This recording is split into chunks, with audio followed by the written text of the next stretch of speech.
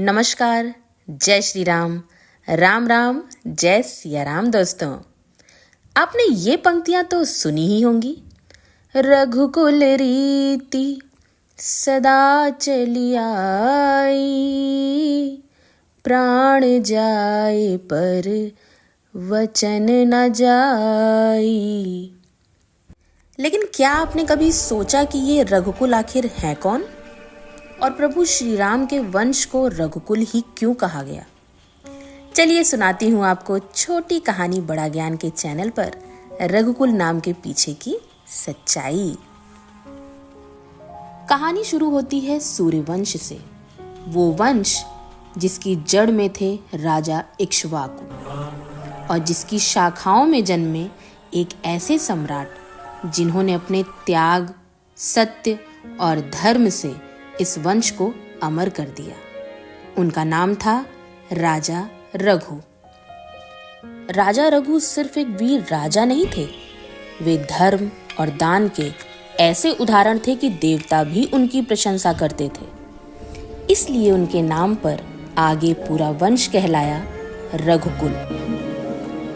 कहा जाता है कि एक बार उन्होंने अश्वमेध यज्ञ कराया। यज्ञ के बाद उनके पास कुछ भी नहीं बचा था। तभी एक ऋषि कौत्स दान मांगने आए। राजा रघु ने कहा, अभी तो मेरे पास कुछ नहीं है, पर आप कल आइएगा, मैं आपको खाली हाथ नहीं जाने दूंगा। अगले ही दिन राजा रघु स्वर्ग पहुंचे और इंद्र से कहा, मेरे याचक खाली हाथ हैं और मैं दानवीर कैसे कहलाऊंगा? देवताओं ने प्रसन्न होकर उन्हें धन दिया। रघु ने लौटकर ऋषि कौत्स को 14 करोड़ स्वर्ण मुद्राएं दान की। इसलिए उन्हें कहा गया दानवीर रघु। दानवीर रघु का वंश आगे बढ़ा। उनके पुत्र अज, उनके पौत्र दशरथ और फिर जन्म हुआ प्रभु श्री राम का। इसलिए राम के वंश को कहा गया रघुकुल, यानी रघु का वंश, जहां सत्य, धर्म और वचन पालन सर्वोपरि था। और फिर आई वो अमर पंक्ति, रघुकुल रीति सदा चली आई, प्राण जाए पर वचन न जाई, जिसने इस वंश की आत्मा को परिभाषित कर दिया।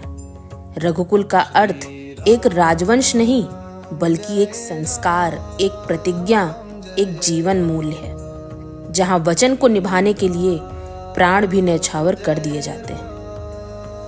तो दोस्तों, अब जब आप सुने रघुकुल रीत सदा चली आई, तो याद रखिए, ये केवल एक पंक्ति नहीं, बल्कि राजा रघु की उस परंपरा की गूंज है जिसे श्री राम ने अपने आचरण से अमर कर दिया।